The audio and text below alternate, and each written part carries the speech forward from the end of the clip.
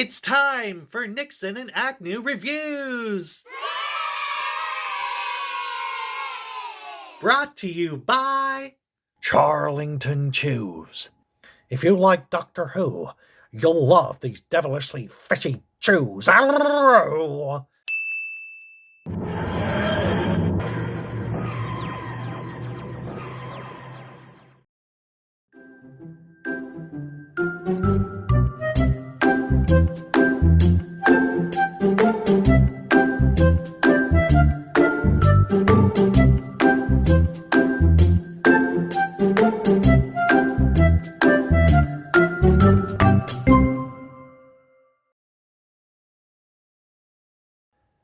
Godspeed, patriots.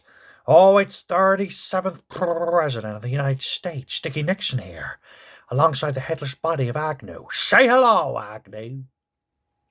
Arr! Oh my God, Agnew. Have you been shitting on the floor again? I thought we fixed your anal prolapse problems with that dime store staple gun we picked up the other week. No? Then why is the living room full of egg-shaped poop pellets?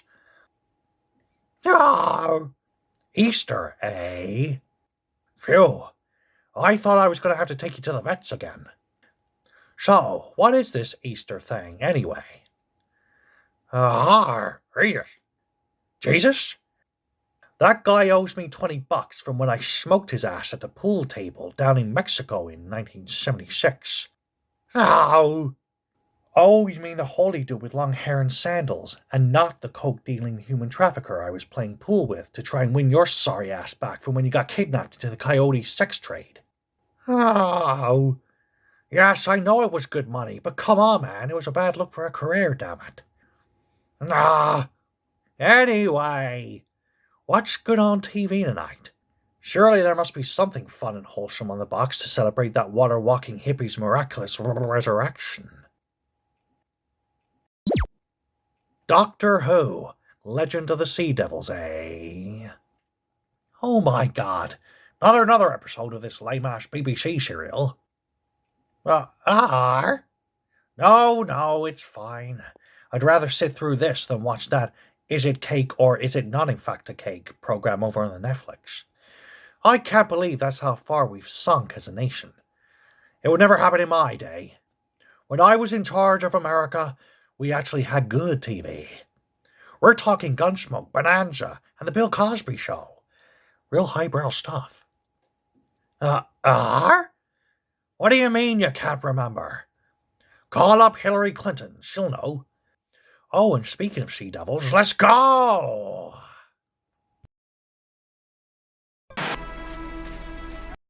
Oh my God, it's Asian Captain America. Oh no, it's just a small boy wearing a hat on his back for some reason. She's come for the statue. She doesn't understand what she'll unleash. Chinese characters with British accents. Never not gonna be weird.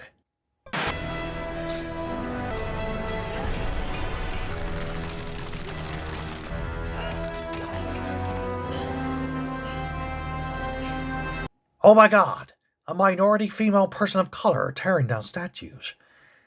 I know, it does remind me of those BLM peeps kind of doing the same thing on the cities from 2 years ago. This show is nothing if not timely. What are you wearing? Look, it's Captain Lispy fella with extra spittle. Wow, to be fair, he's made a real effort. He's come as a pirate, yet the doctor couldn't even be bothered to change out of her pajamas, damn it. What a lazy bitch. Ow! Ow!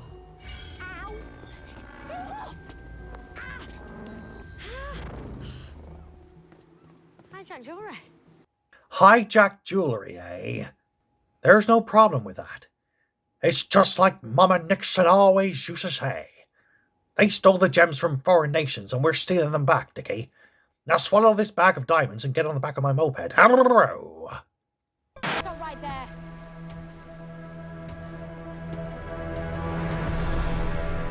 Oh my God, it's Steve Buscemi. Wow, he must really be hurting for work to have to take a gig in this shit show. Man, lockdowns have really taken a toll on him. Sea devil. land parasite. Insulted by a fish. Last time I was insulted by a fish, I just said thanks for the drink and told Katie Price I didn't want a second date. Piracy devils in 19th century China. Pirate sea devils in 19th century China, eh? That sounds like a lucid dream I had when I was tripping on morphine whilst undergoing surgery for sweat gland replacement therapy. Ah!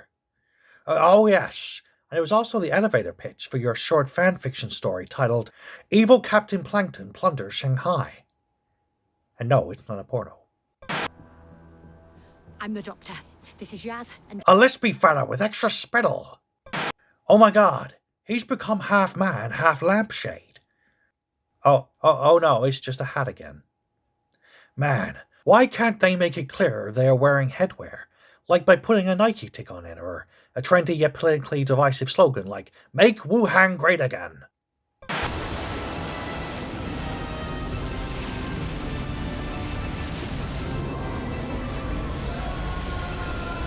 That must be what a midget sees when getting a BJ from AOC.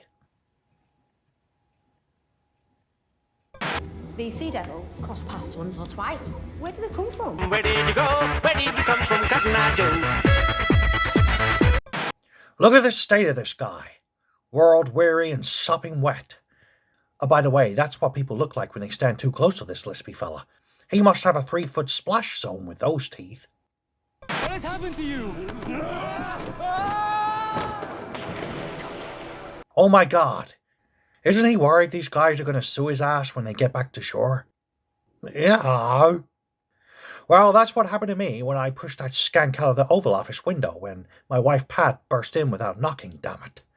I mean, that was totally just a dream and didn't actually happen. Moving on. A noxious green cloud. Just like the kind you leave in the kitchen after your morning beans. You expect me to honor an agreement with a land crawler like you? Man, this Steve Buscemi guy is kind of a racist asshole in this episode. It's stunning. Yes, it is. Not a bad date, am I?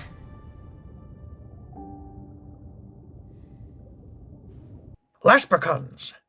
They're going to start scissoring onto the water. Though they need to be careful with their seafaring sexing shenanigans. Last time I ate a girl out on the water, I got the frickin' bends, damn it. Hey, oh. I just downloaded an app on my phone. But I haven't got my phone with me. I don't understand half the words you say. I told you, it's all the extra spittle. A severed ear in a box. You know, if they had a bigger budget, they could have bought the whole of Gwyneth Paltrow's head.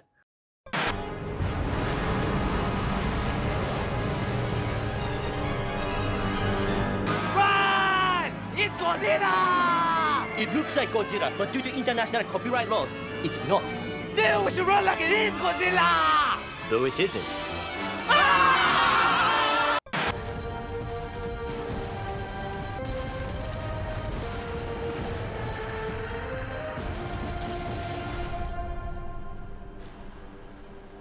Well, that was anticlimactic. You blew your load too early, man. Anyway, who says that you're right? You're not the same as the other land crawlers. Correct. Okay, enough with the racism, Steve.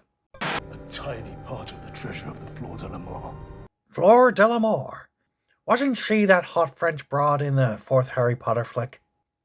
You want to create chaos, melt the ice, change the pressure until the whole Earth is flooded. They want to flood the Earth? I have just the solution. We just send Greta Thunberg after them to bore them to death with endless climate change lectures. How dare you? Say hello to my crew. Your crew? What, a mentally challenged tour guide from Liverpool? 2 Asians and a spicy lesbian? Oh yeah, I bet they're shaking in their frickin' flippers. Ooh, right in the floppy gills. Hold him there! You didn't have to kill him! Well, that's rich. Isn't this the same woman who was happy to let all the spiders slowly and painfully suffocate instead of letting the budget Trump dude shoot them all quick and painlessly in that spider episode a few seasons ago? He'll take you out before you even blink.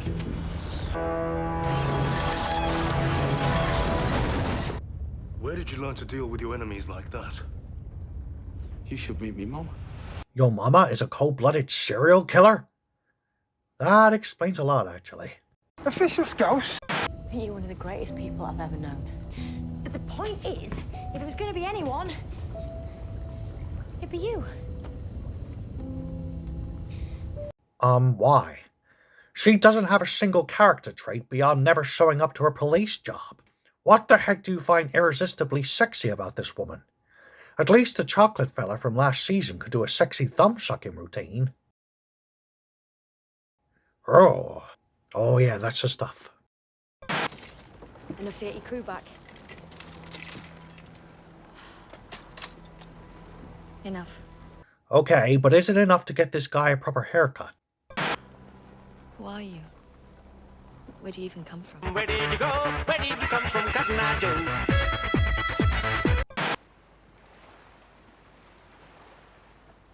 Die. Yeah, is it normal in England to make a phone call and greet them with a death threat? Die? He just did it again! What has this poor broad done to him to keep calling her up in the middle of the day and telling her to die, for God's sake? This guy's a goddamn psychopath. I wish. This show would just end already. I wish this would go on forever. No! That's like the exact opposite of my wish. Oh, finally. Well, according to my trusty pocket watch, that episode was around 50 minutes in length, but it felt like 3 whole days. The Spirit of Christ could have died and come back during that time and sat around scuffing his Easter eggs while he was at it. Oh, by the way, is that what he did all that time when he was locked away in the tomb? Just binged classic Doctor Who and ate his weight in Cadbury's cream eggs? Oh! Oh, sorry, I'm getting confused and going off on tangents again. This sucked, Agnew. I mean, what's with all the Asians in this show? And why was it just the nondescript white guy who took out like 20 aliens in one sword fight, and not the Chinese characters who presumably know martial arts and kung fu shit? And why hire Steve Buscemi just to make him a generic racist asshole? I don't know, Agnew. I give this episode 5.3 silly lampshade hats out of 10. At least it had some decent special effects. Apart from all that god-awful green screen on the ship, what the heck was all that about? Yarr! Oh, what's that? You'll give this episode 4.9 out of 10? Oh, let me guess. Whilst you appreciated the attempt to bring a classic monster back for the modern-day sensibilities, you didn't like how one-dimensional and lacking in substance they turned out to be.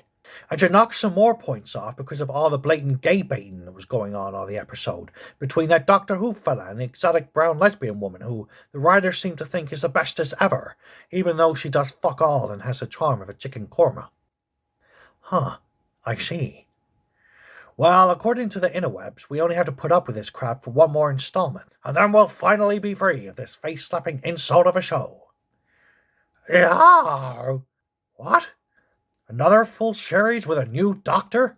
But still airing on the wokified BBC and written by that nerdy fella who writes all them LGBT alphabetic spaghetti propaganda shows?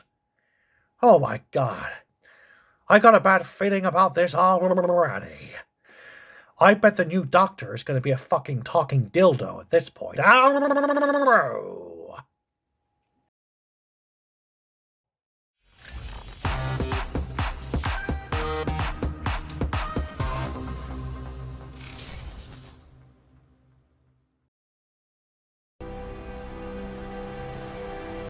This Doctor Who fella froze like a frickin' girl.